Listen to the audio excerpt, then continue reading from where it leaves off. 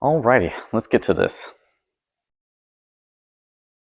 This is going to be my coolant upgrade. This is going to be all new components going on my STI. This is just kind of a journey. We're not doing a how-to. I'm just kind of documenting everything as I go. Since I have some sort of content to make, I might as well make it. So I'm going to jump the camera and I'm going to go over all of this with you, and we will kind of go over generalization of everything real quick and some information. Alrighty, so we got camera set up. We're going to go over all of this. These are your OEM hardware here. This is the Koyo aluminum radiator. I've got distilled water and I have coolant. We're going to go to the elephant in the room right here, and this is Honda. So this coolant is actually made by CCI Industries, and CCI Industries also makes Subaru's coolant.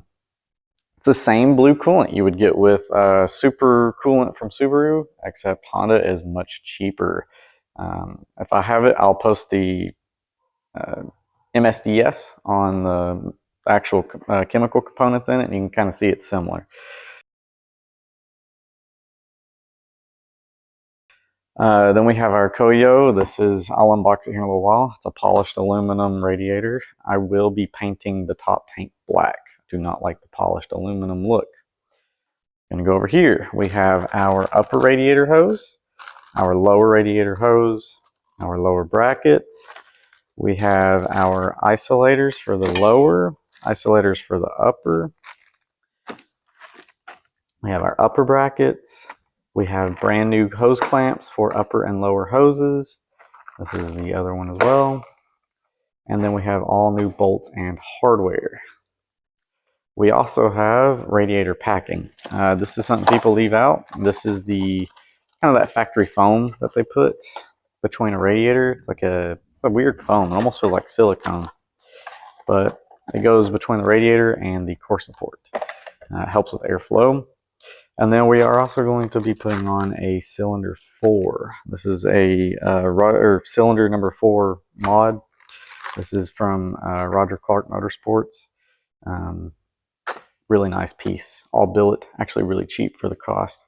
And then all this coolant, or water. The water is for flushing it. Whoever in the past put green coolant in this, and I don't know if it's universal coolant, so we are just going to flush it all out and replace it with blue. So I guess I'll get to draining it. Oh, and this. I also have this. This is my heat shield, skid plate. This is extremely thick aluminum. Always run one of these. These will actually help a lot with cooling, because you don't have the air going up in between the radiator and the engine and causing like a vortex. You have steady flow of air in through the grill, through the radiator, and under the car. There's no vortexing in there and causing heating issues. We have it on wheel cribs. If you don't know what these are wheel cribs right here. These are about 7.5 inch wheel cribs. Just made out of 2x4. I have my pan underneath it. There's some critters dangling, spider webs. I guess over the weekend they decided to make a nest under here. But we're going to drain the coolant out of it and then put water in it. And then we're going to run the car. I'm going to let it cool down for about an hour or so. And then I will drain the water out of it again. And then we're going to rinse and repeat that process a couple of times. We're probably going to just drain it once with water. So coolant, add water, drain the water out.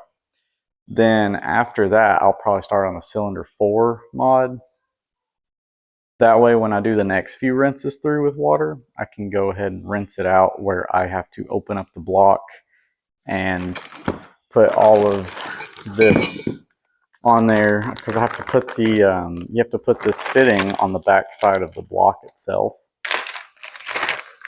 And so when you pull the factory fitting out, it will get a lot of debris everywhere that you have to clean. So I'm going to put this in on my second flush. That way I can flush water through it again, and we can try to keep all the contaminant out of the cooling system. So I'm going to go ahead and drain it and start this process. Alrighty, so coolant drain number 1 through.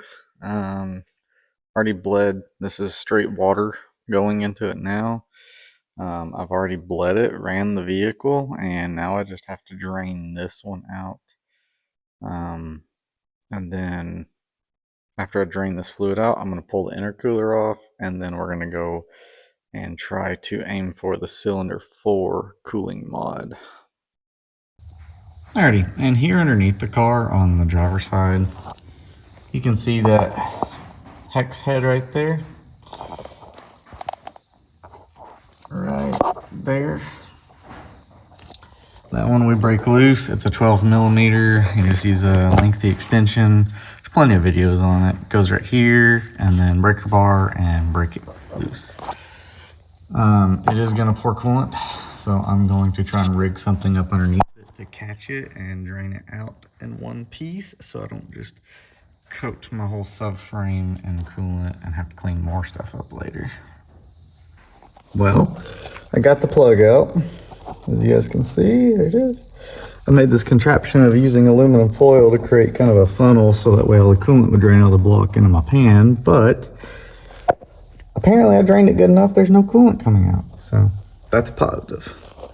Now we're gonna clean those threads, and we're gonna put this fitting in. All right, back at the front of the car here. We're gonna pull the stay brackets off.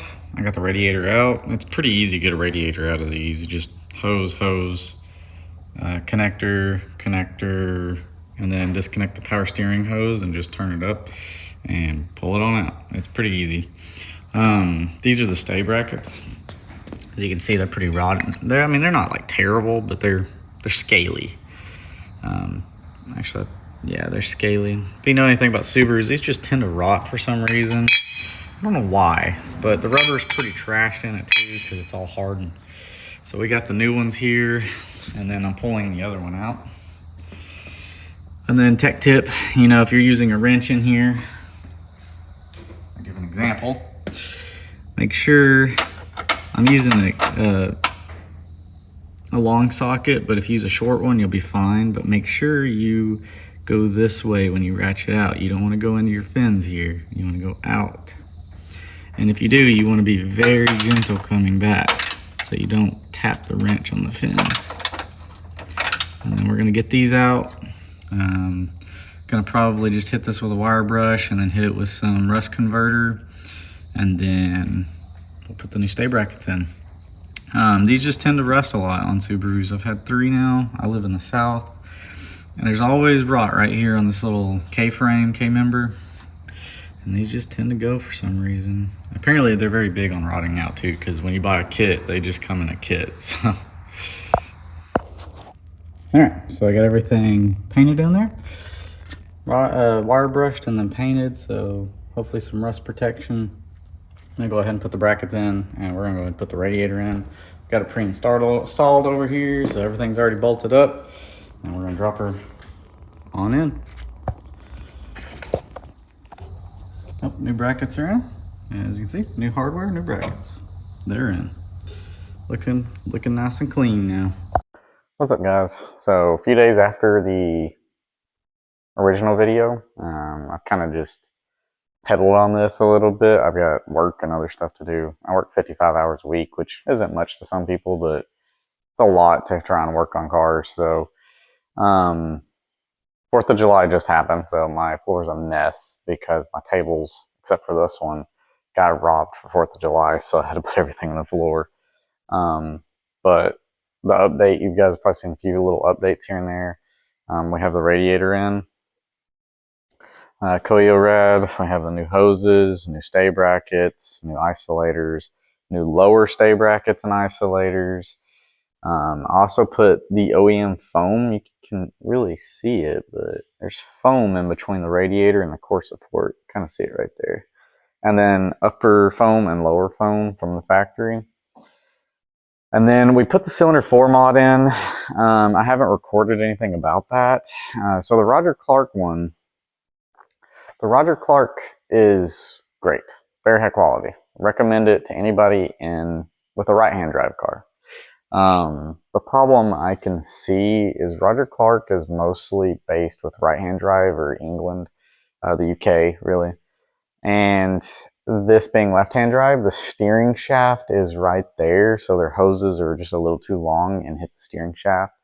So I'm gonna have to go back underneath there, cut the hose down a little bit, and make sure everything looks good before I finish it. It's all on. I'm a little bit of a perfectionist, so I want to make sure it's actually going to stay and not rub my rack. But apart from that, everything up here is done. I've got my DefiLink sensor in. It's all tucked underneath here. It runs underneath the stay bracket, and then there's the plug. And then I have the harness running through the car. Other than that, I mean, we're almost good to go, and just start draining and filling it a few more times and get all the contaminants from opening the block and the radiator out. I do have new PCV hoses, so I might go ahead and pop those on while I'm here. I hate pulling the intercooler off this thing all the time. Yeah, we'll update for you guys. I'll probably crawl underneath and kind of show you what I mean. Alright, so being underneath the car, you can kind of see it. See how close it is to the rack. The way it's set in there. I know that light is just bright, but you can see it's pretty close. So if this jiggles, it will touch the rack. So we're gonna cut this hose right here down, and then that brightness is so bright, it's like dimming the like dimming the phone. So this one right here, we're gonna probably cut a smidge out of it. And then the way the Roger Clerk one works is the T, you put this fitting on the return for the heater core, and then you plug the original hose into the T. There's no cutting necessary. But because this needs to be shortened and move forward, we're probably going to cut the heater hose and eliminate the piece that they provide. And then we're just going to tee it in like you would with a Get a Dom tune. And this would work on a UK car because there's really nothing here, or a right-hand drive car. But since we have the steering shaft, it makes things a little bit more complicated. So there's no instructions for the Roger Clerk kit, and there's no installation videos really out there. But just kind of giving anybody a general idea of how to set this up.